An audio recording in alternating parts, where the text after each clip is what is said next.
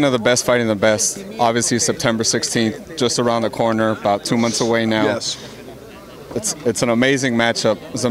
One thing I wanted to ask you personally is, you're obviously close to Canelo. You know, you're his promoter. What have you heard about the sparring session they had? I know it was 5-6 years ago, but what have you heard about it? What's kind of your impression from what they've told you? Kind of what happened, and does that really play a factor? 5-6 years later now in the fight? No. First of all, what I heard happening is they both had a good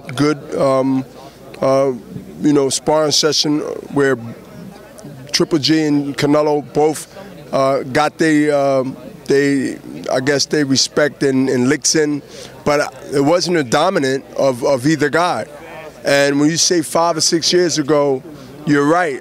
If you look at Canelo's age and you look at Triple G's age and you say, okay, they sparred 5 years ago, and there are rumors out there that this happened, that happened. Well, Canelo turned pro at 16, I think 17 years old. Triple G's got to be about 34, 35.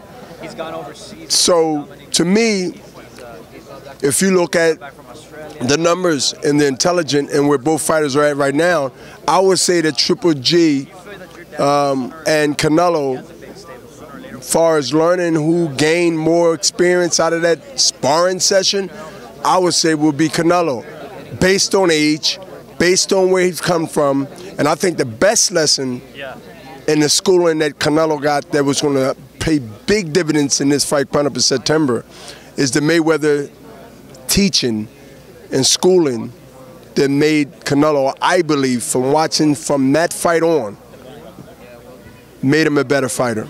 So I think that changes whatever happened in sparring when I guess he was fifth, maybe 17, maybe 18, 19. I mean, whatever happened in sparring, whether he was doing good, doing half, or split down the middle, he couldn't do anything but gain. So to match with sparring session and fighting without headgears on a big stage with both fighters, one loss, is really undefeated. With Canelo being has a loss, I think you don't take too much into that. I think it's going to be based on who fight the right fight and who execute their abilities quicker than the other guy. I got to ask you, man, it's kind of what we're living in right now here in LA. We had the LA press tour on Tuesday. Mayweather McGregor that happened on Tuesday this week. I just kind of want to ask you, just yesterday. I know their press conference has been sold out. Press conference has been like madness. I mean, how crazy well, listen, it's like this. Look, McGregor has a personality. Can't take that away from him. And the thing is this, like, it doesn't help anybody to say this is a sport that MMA fans and the UFC fans have proven that they are hardcore fans. And I'm thinking, and at least hoping and anticipating that the fans from boxing sort of respect and also back the sport that they love, and they show if they do. Like the MMA and the UFC fans. The UFC and MMA fans are huge, no matter who fight who. But one thing I can say is that, Canelo taxes is paid. He don't need to do, his taxes are paid. We don't have to have a circus. We don't have to be out of character. Canelo don't have to say he's going to be a hockey player and he's going to try it and he wants to be in it because he wants to, do something different because he has to he walked out on a bill of a restaurant. I don't know. But the only thing I know is that the fans get a chance to do what? They get a chance to watch a fighting match that y'all asked for. That we delivered. When you said you would. When we said we would.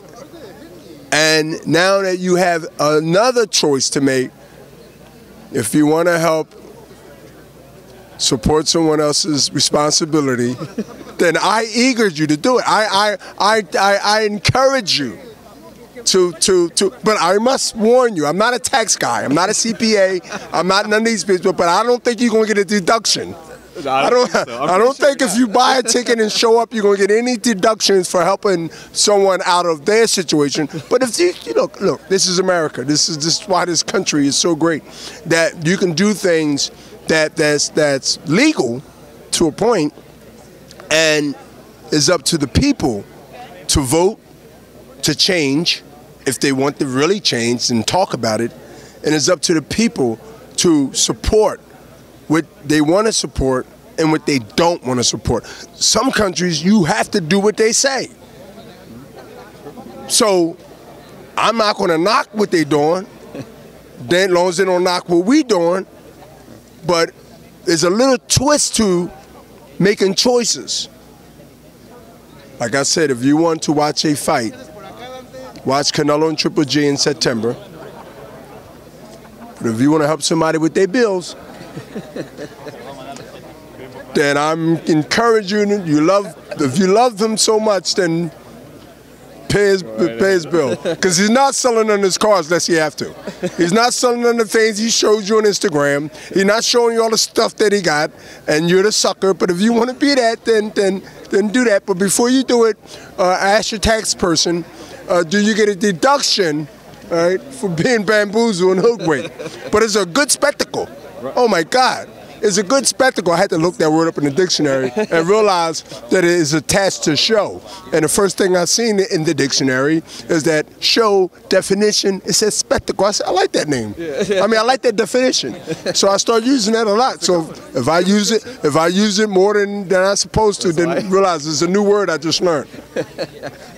Do you feel that McGregor is getting to him? He's kind of getting them. Listen, McGregor's a showman. I mean, he's doing. Listen, I love him. I like his hustle. I like, and he's a sharp dresser. I thought I was one of the only sharp dressers in boxing.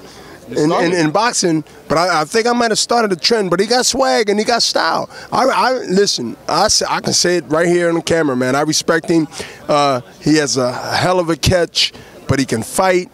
And hey, he can get under any opponent's skin. But McGregor has been like that when he's fighting a UFC guy. So Mayweather know who to pick on when it comes to bringing attention to whatever he's doing and why he's doing it. At the end of the day, I believe they're going to do well, and I believe we're going to do well. And the fans, they're going to win both ways. But I believe when it comes to whether you're going to see a fight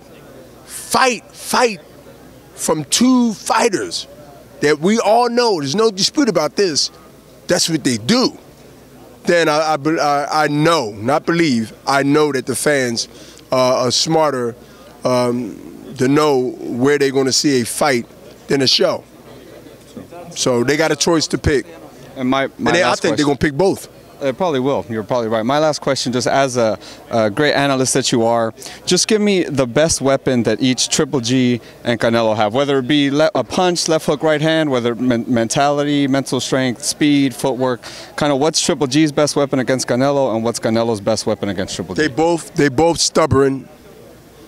They both stubborn, and they both stubborn in a way that they believe, Canelo and Triple G, that they are the king, not only of their division, but in boxing. So when you have two stubborn fighters who believe that they are the one, and they should be the one that represent not only the 2 months in boxing, but they are the ones that represent who is the actual star in boxing. So they are the weapons. Now, I can say that they can jab more, they can duck more, they have more foot movement, one has less than the other. I mean, that's good conversation. But I say they both are stubborn to the point where that breaks out a fight, because no one is going to give up, no one's going to give in, and that's what the stubborn clears the details playing out in this fight. To me, is who gets there often and who stays the course. And when a hard 12 is possible, I doubt it, but a hard gut fight where both guys are going to have to reach deep down where they never had to reach for any, matter of fact, in their life, let alone a fight. So that's what I see in this fight. Whoever gets there, whoever stays there, down to the first, to the second, to the third, all the way up to the last. And who knows? But I doubt it. It'll go 12 rounds. There you have it, ladies and gentlemen. Epic breakdown by the great Bernard Hopkins. Thank you so much for the time, sir, as always. And I can't wait to see you on Saturday, man. Thank you. And anybody want to pay anybody bills, then y'all know what YouTube to watch. You know what Spectacle to watch. You can pay the bills. You have that right. I would never stop you from paying someone else's bills. Hey, me neither. Thank you, sir. Appreciate you. Thank you, brother. Appreciate you as always. Always kick it, brother. What's wrong?